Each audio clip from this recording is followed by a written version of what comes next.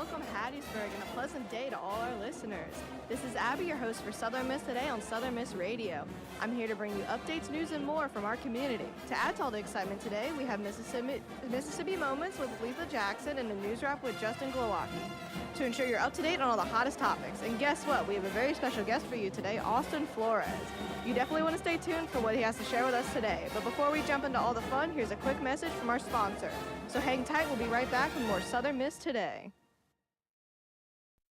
Southern Miss Radio is home to Don Rodney Radio's Rhythm and Blues Show.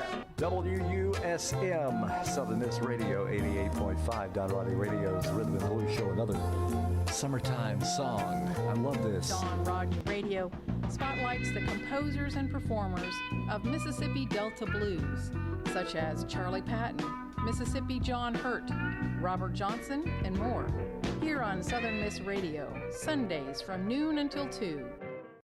All right, son. Time to put out this campfire. Dad, we learned about this in school. Oh, did you now? Okay. What's first? Smokey Bear said to. First drown it with a bucket of water, then stir it with a shovel. Wow, you sound just like him. Then he said. If it's still warm, then do it again. Where can I learn all this? It's all on SmokeyBear.com with other wildfire prevention tips, because only you can prevent wildfires. Brought to you by the USDA Forest Service, your state forester, and the Ad Council. Welcome back. In campus news, a computing research hub was launched at Southern Miss with support from Payne Foundation, a hub for artificial intelligence and cybersecurity research at the University of Southern Mississippi. The Computing Research Hub aims to foster an ecosystem that advances student and faculty research through its programming, empowering Golden Eagles to become the next generation of innovators and leaders in the industry. The Computing Research Hub recently received a $32,000 grant from the Jimmy A. Payne Foundation, who is also funding 16 other projects across campus. The funding will support academic excellence by establishing what is dubbed a research hub, a collaborative community focused on research, student development activities, and industry partnerships, all designed to transform the learning experience of undergraduate and graduate students in the School of Computing Sciences and Computer Engineering. Under the guidance of faculty and graduate mentors, students will have the opportunity to work on research projects, grant proposals, and publications with a focus on topics such as AI, cybersecurity, machine learning, and emerging technologies. Whether participating in monthly seminars, workshops, or networking events, students will also have the chance to connect with and learn from industry experts, building relationships that can lead to internships or other professional opportunities. Also in campus news, the Roy Howard Community Journalism Center hosts free media literacy training at Southern Miss Hattiesburg campus. The Roy Howard Community Journalism Center, housed at the University of Southern Mississippi and funded by the Scripps Howard Foundation, will host a free media literacy training session from 9 to 11 a.m. on Friday, February 28th in Cook Library on the Hattiesburg campus. Seating is limited, and interested participants are asked to RSVP by Friday, February 21st to Joshua Wilson, the center's community liaison, by email or by calling 601-266-4265. The Ask Me What Is True seminar is designed for those who want to boost their media literacy skills through instruction and activities focused on critically evaluating news and other information from a variety of sources, including social media or conversations with others. Completion of training comes with a certification qualifying participants to train others in their communities. Groups interested in hosting media literacy training can contact Wilson, who will be adept to sessions based on the group's specific needs. In Hattiesburg news, Friday, hundreds of people with disabilities had an unforgettable night. Night to Shine is a special prom night experience for people with special needs. Preteen Pastor Jensen Bounds said, Temple Baptist Church has hosted the event the past 9 years. Bounds said more than 370 honored guests showed up, dressed to the nines. As soon as the honored guest walks in the door, they're paired with a volunteer or a buddy. The guests are then met with cheering fans and paparazzi and take a walk down the red carpet. Bounds said he hoped and honored the guests would have the night of their lives after feeling loved. At the end of the night, all the guests were crowned by their buddy as prom kings and queens. In Mississippi news, Mississippi received its highest education ranking yet in a national report. The Mississippi Department of Education announced Monday that the state saw its highest education ranking yet, according to the latest Annie E. Casey Foundation Kids Count data book.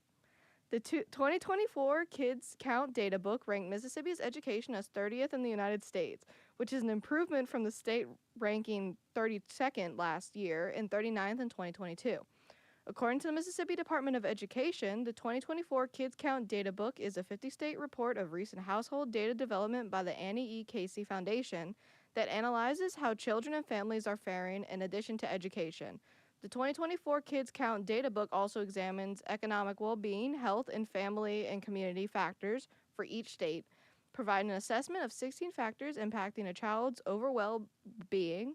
Despite showing progress in half of the 16 indicators, the state ranked 50th in economic well-being, health, and family communication. The state also ranked 49th in overall well-being. That's your news update for Southern Miss today. We'll have the latest in sports and weather, so stay tuned. We'll be right back after a word from our sponsors. Never completely ready to adopt a teen. For late nights writing English papers. For your teen's music taste. For dinners, where they talk more on their phone than with you. For the first time, they call you Mom. You're never completely ready to adopt a teen, and you can't imagine the reward. To learn more about adopting a teen, visit adoptuskids.org. Brought to you by the U.S. Department of Health and Human Services, Adopt U.S. Kids, and the Ad Council. Melissa from Michigan. I work an extra part-time job serving lunch at my child's school, but I still can't afford to put food on our table. Daniel from California. Choosing whether to pay the rent or pay to fix the car to get to work doesn't leave us with much at all. Now we can't even pay for meals. Hunger is a story we can end. End it at feedingamerica.org. Brought to you by Feeding America and the Ad Council. Welcome back with our action-packed sports segment. Let's dive into the latest scores, highlights, and sports. Get your jerseys on because it's game time. Today, Monday, February 10th through Tuesday, February 11th, the men's golf team will be playing the Hal Williams Collegiate. On Wednesday, February 12th, the women's basketball team will be playing against Arkansas State. The softball team will be playing against Ole Miss, and the men's basketball team will be playing against Arkansas State as well. On Friday, February 14th through Saturday, February 15th, the track team will be at the Music City Challenge, and the baseball team will be playing against Lafayette through Sunday, February 16th. On Sunday, February 16th, the men's basketball team will be playing against ULM, the women's basketball team will be playing against Troy, and the softball team will be playing against Arkansas. Head to southernmiss.com to keep up with all the Golden Eagle sports activities. As for weather today, look for a low of 55 with a low chance of rain and a high of 66. The feels like for today is 51 to 65 degrees. Tomorrow, look for a low of 57 and a high of 78 with a medium chance of rain. Tomorrow's feels like is 57 to 76 degrees. Up next, we have Mississippi Moments produced by the Center for Oral History and Cultural Heritage with Letha Jackson at the beginnings of her restaurant. Check it out. This is Mississippi Moments, produced by the Center for Oral History and Cultural Heritage at the University of Southern Mississippi and supported by the Mississippi Humanities Council. I'm Bill Ellison. For years, Letha Jackson dreamed of opening a restaurant in her home near Columbia, Mississippi. She discusses the humble beginnings of Letha's Barbecue and why looks can be deceiving. When I came back to Mississippi, I had got married to my second husband. And so we had a garden here. And we said someday we were going to put us a restaurant. I bought a grill from old man I used to work for, Mr. Nick. And then I went to cooking for the public. I cooked turkeys and hams and, stuff like that for other folks, 2 years I did that before I even tried to build a restaurant in my house. Then after that, my husband built me a restaurant. And so I've been there ever since. It was a small place. A guy had given my husband a house, and he tore it down, and he built it from that. And I always tell people now, you drive up, you look on the outside, it don't look like it's much, but when you come inside, and when you eat your food, you're going to be satisfied, that's the way I is, Bill Ellison hosts Voices of Our People World War II, a new podcast from Mississippi Moments, sponsored by the Mississippi Humanities Council. That's Voices of Our People World War II, wherever you get your podcasts. That was your Mississippi Moment for today. Coming up, we have the pleasure of hearing from Austin after a quick break.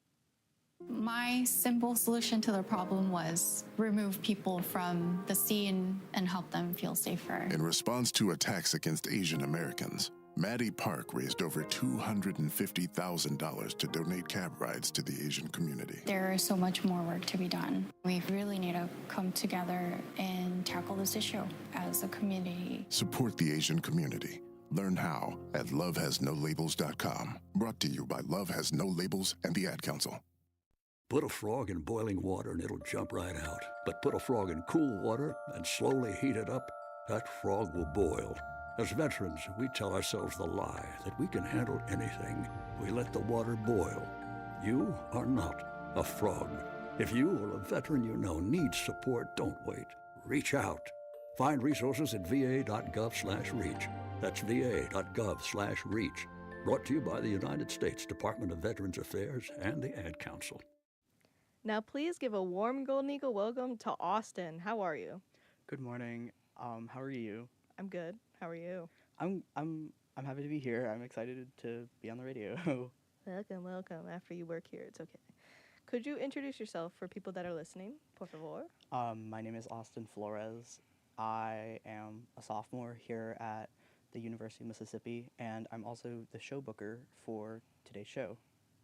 Do you just so happen to major in communications and media, perchance? I don't. I actually double major in two completely different things. My first major is anthropology, and my second major is forensic science with an emphasis in biology. And I also have a minor in Spanish that I'm almost done with. We are both in forensics. It is okay. We work here. It is fine. What made you choose your major? I don't know. They're both anthropology and forensic science are things that I'm interested in. Anthropology especially, it's very interesting to see. It's kind of like sociology. It's interesting to see why people are the way they are and how their environment affects them and how they affect their environment. And then forensic science is also very interesting. It's sort of like a puzzle. And there's all these different things that, go into forensic science. Like there's chemistry and there's biology and there's criminal justice, everything like that. And then Spanish, it just broadens who I'm able to work with. And I also come from a Spanish-speaking family, so I figured that it wouldn't help to earn a minor in Spanish as well. Heck yeah. For those of us that are in the forensics major or know stuff about forensics, we know that anthropology and forensics do work together. Could you explain that for people that might not know? So, because those aren't completely unrelated Yeah. at all. It wasn't just like, oh, I'm gonna do forensics and like refereeing or something. I don't know how that works. Yeah, so anthropology and forensic science, I actually just declared my forensic science major last semester in the fall, and I haven't gotten super far into it, but with anthropology already, forensic science has like it's working to humanize like the people in forensics, but with anthropology you also get like an added aspect of that, so you get more of an understanding of people, like where they come from, what cultural aspects might be at play, things like that, why people might do the things that they do, things to be cognizant of, especially when working with like minority communities. That's something that I think is very important to have the knowledge of. Where did your interest in anthropology come from? I don't know. I've always been really interested in people, like how people work and why they are how they are. Both my parents were in the Air Force, and because of that we moved around a lot. So we would usually stay in the same place for anywhere from a year and a half to 3 years. And during that time, it would be just enough time to start to get to know people, but then you'd pick up and move again. And you'd have to start over again in a new place. And we've lived all over the U.S., from Massachusetts to Colorado to way down south in Alabama to North Alabama near Tennessee, and now I go to school here in southern Mississippi. And it's very interesting to see how people are so different in each area of the U.S., even though, we're all like Americans and we're all people, and, everyone's just so different. And I don't know, it's something that I'm very, very interested in, and especially like working with forensic science, really getting to understand people and how their actions like affect their environment, and how I guess they themselves might affect forensic science. That's something that I think is very interesting. Yeah. And for those people who may not be in the minor or major but do watch TV, Dr. Temperance Bones from Bones is a forensic anthropologist, which is what he was talking about just now, in case people don't understand entirely. Let's see. What classes are you taking now that pertain to your majors? Or minors, or both, all of them? So, this semester I am actually taking 2 archaeology classes. My first one is Survey of Archaeological Methods with Dr. Ledoux, and that class is very interesting. We're learning about different methods of archaeology, as the name says. And we're also learning a little bit about this upcoming summer. After the semester ends, there is going to be field school up in Natchez, and I haven't been to field school yet, but I'm hoping to go this summer. And at field school, they work on different things. They work on excavations. They work on documenting finds. Basically, field school, it's just like an archaeological expedition. Like a practice Yeah. kind of thing, or like an Yeah. exposure. Yeah, exactly. It's something that, it's a good way to know. It's like an internship, kind of. It's a good way to know if this is something that's right for you, if it's something you enjoy, or if you're like, you get there and you're like, oh, I don't want to be digging around in the hot sun for like 8 hours a day. Let me do something else. And it also is it's a very good, I guess, like, source of credibility for your resume, like for internships, for job applications, for Yeah. grad school, stuff like that. So they know you're not just like farting around. Yeah. Yeah. And then I'm also taking Dr. Danforth's bioarchaeology class, which is very interesting. And that one, I think, is especially pertains to forensic science, because we're talking about like what to do with human remains,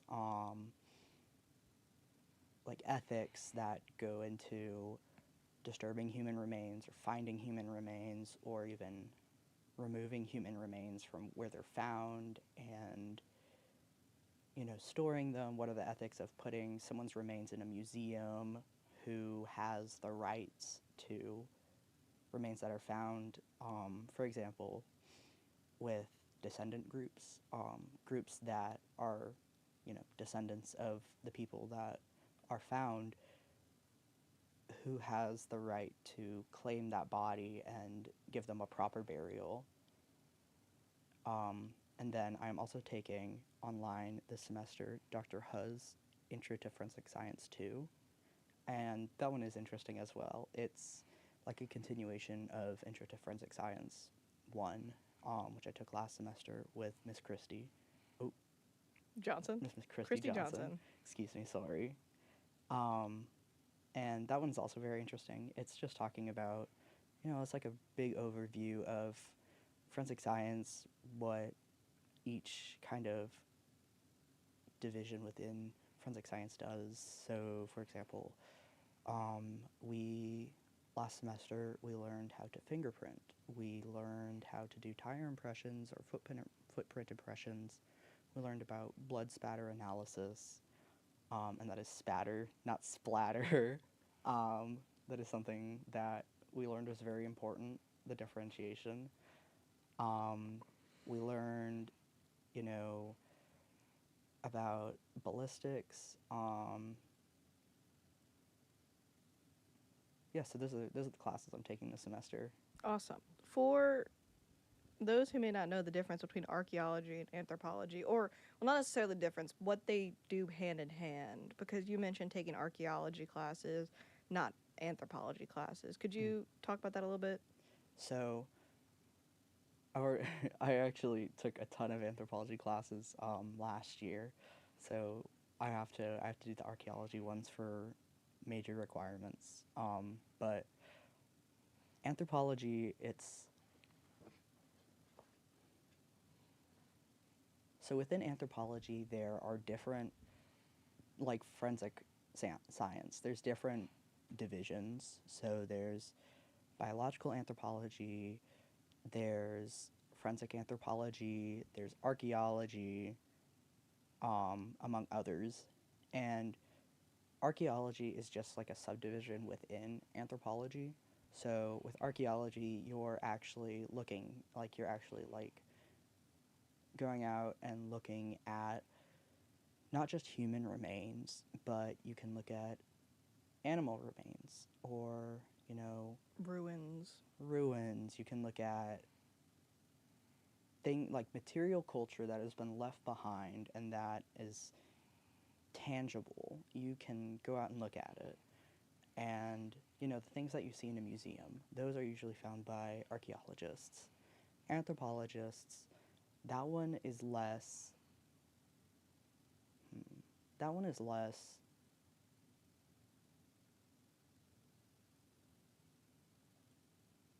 I hesitate to say less, like, physical. Hands-on? Yeah. Potentially less hands-on. Yeah, it depends what you're doing. Is it more research-based? Sort of. It's more like people as opposed to archaeology. It's like the past. Anthropology could be more like recent people, like sociology-based more so than. Yeah, anthropology and sociology go hand in hand. And anthropology, you know, it's more of like people who are here now, and also studying people in the past, but with more of a reference as to people who are here now. Mm-hmm.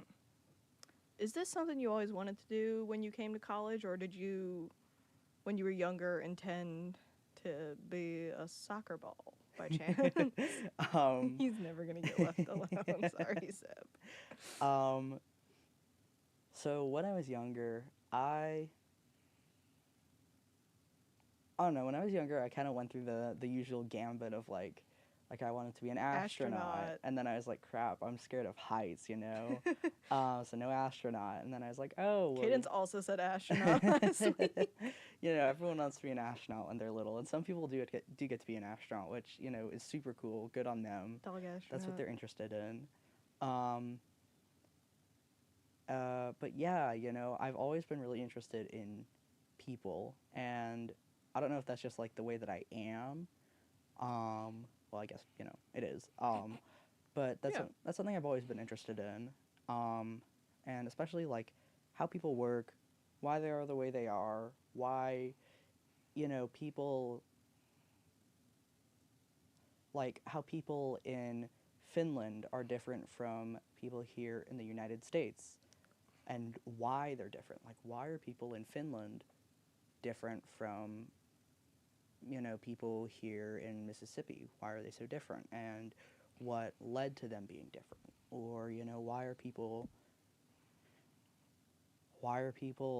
from certain areas, like people from the Netherlands, why are they so much taller than people from, say, Ecuador, who are known for being shorter? Like, what led to that? Things like that. That's something that has always really fascinated me.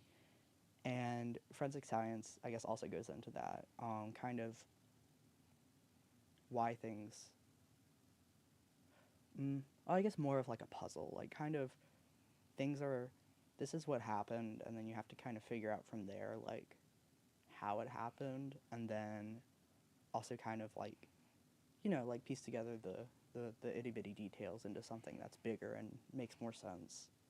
Does this also stem from, because I do know you have an interest in like missing Indigenous women and like, I feel bad that I forgot her name, but the one case that we looked at of the drag queen that was found dead in her hotel room, and like different transgender and like transphobic, homophobic, and sexist deaths. Like hate crimes? Yeah, like hate crimes. It's a good word. Thank you. Yeah, so That tends to be a very, not like you're Yeah. obsessed with it, but like a very high interest of yours. Yeah. Which connects to the, sorry, I keep cutting you no, off, too sorry. bad. It keeps connecting to like the anthropology also. Yeah. I was So curious. I'm also very interested in, I guess any minority, but those specifically, especially people who are historically underserved by anybody, by the government, by, the Department of Justice, people who have historically been denied their answers and their justice. And I just to put it simply, it's not fair, it's not fair that people who go missing or are murdered who are white have a much higher priority than people who go missing or are murdered who are, black or Hispanic or indigenous, or, crimes among people who are, undocumented immigrants versus like a CEO. Things like that are like the difference in things in the justice and how crimes like that are ignored or just pushed aside as violence. That's something that it's not fair, and it's not something that anybody deserves. And I think that it's very important to bring closure and healing and justice to those people who are affected by violence and things like that. And it's been ignored for so long. That is a very, I apologize, that is kind of a sad note to leave off on, but there are multiple of us here that are going through it with the same intentions. Thank you for talking about yourself and all of this for Student Spotlight. Coming up, we've got Justin Glowacki on upgrades to fix dangerous roads near railroad crossings. Railroad crossings along the Mississippi Gulf Coast have been a growing danger, with Harrison County leading the state in train incidents. The Mississippi Department of Transportation is now stepping in to fix the most problematic crossings, starting in Long Beach. The project aims to improve the elevation of roads leading to the crossings and prevent trucks from getting stuck on those steep tracks. The plan is to take what we've learned from Long Beach, work out the kinks, and then move on to Pasco, Cheyenne, and ultimately Gulfport and Biloxi as well. The construction in Long Beach is set to start on March 3rd and will cost around $4 million. Officials hope that these upgrades will make crossings safer for passenger vehicles and trucks alike. This is Justin Glowacki, reporting for the Roy Howard Community Journalism Center. Thank you for listening to Southern Miss Today on Southern Miss Radio. We're thankful for Carl Wilson, our audio engineer, Gabby Collier, our film producer, for keeping this bird soaring. We especially want to thank our program director, Adeline Fields, our audio producer, Cadence Renfro, our booker, Austin Flores, who is also our guest today, and our general manager, Dr. Martin. That's all on Southern Miss Radio. Thank you for listening, and remember, fly, eagle, fly. I'm your host, Abby Buzagard, signing off. Stay